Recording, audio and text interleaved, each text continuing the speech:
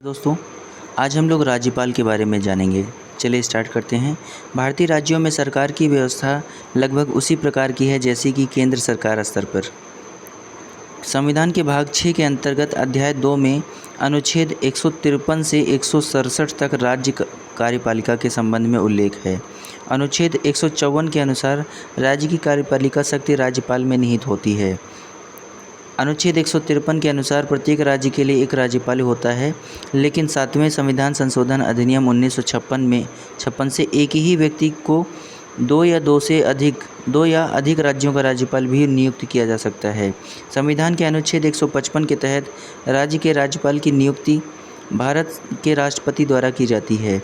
सामान्यतया राज्यपाल का कार्यकाल पदग्रहण से 5 वर्ष की अवधि के लिए होता है। अनुच्छेद 156(1) के तहत राज्यपाल राष्ट्रपति के प्रसाद पर्यंत पद धारण करता है। अनुच्छेद 156(2) के तहत राज्यपाल राष्ट्रपति को संबोधित अपने हस्ताक्षर सहित लेख द्वारा अपना पद त्याग कर सकता है। अनुच्छेद 157 के अनुसार राज्यपाल पद के लिए अर्हताएँ हैं: वह भारत का नागरिक हो, वह 35 वर्ष की आयु पूरी कर चुका हो।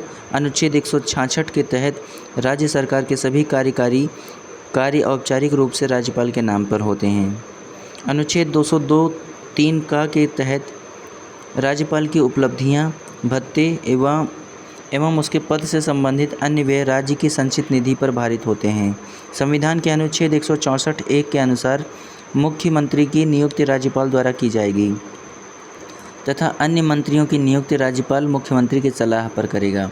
अनुच्छेद 239 का 5 के अनुसार संघ राज्य क्षेत्र दिल्ली के मुख्यमंत्री की नियुक्ति राष्ट्रपति द्वारा की जाती है। अनुच्छेद 168(1) के अनुसार राज्यपाल राज्य विधानमंडल का अभिन्न अंग होता है। वह राज्य विधानसभा के सत्र को बुलाने या सत्रावसान करने तथा विघटित करने की शक्ति रखता है। राज्यपाल राज्य विधान परिषद के कुल सदस्यों के 1/6वें भाग को नामित करता है। वह राज्य विधानसभा के लिए आंग्ल भारतीय समुदाय से एक सदस्य की नियुक्त कर सकता है। परंतु 104वें संविधान संशोधन अधिनियम 2019 द्वारा अनुच्छेद 334 में संशोधन कर इस प्रावधान की अवधि को आगे न बढ़ाते हुए निष्प्रभावी कर दिया गया है।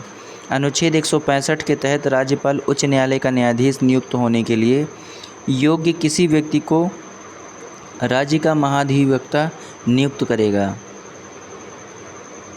राज्य विधानमंडल द्वारा पारित किसी विधेयक पर राज्यपाल स्वीकृति दे सकता है, स्वीकृति रोक सकता है या विधेयक को राष्ट्रपति के विचार के लिए आरक्षित रख सकता है।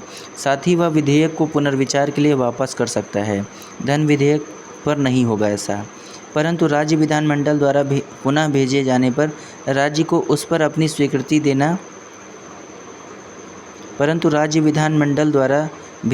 राज्यपाल को उस पर अपनी पुनः स्वीकृति देनी होती है।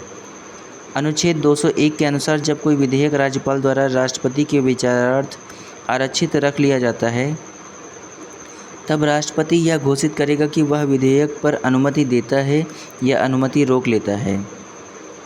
अनुच्छेद 213 के अनुसार जब राज्य विधानमंडल का सत्र न चल रहा हो तो राज्यपाल अध्यादेश प्रख्यापित कर सकता है।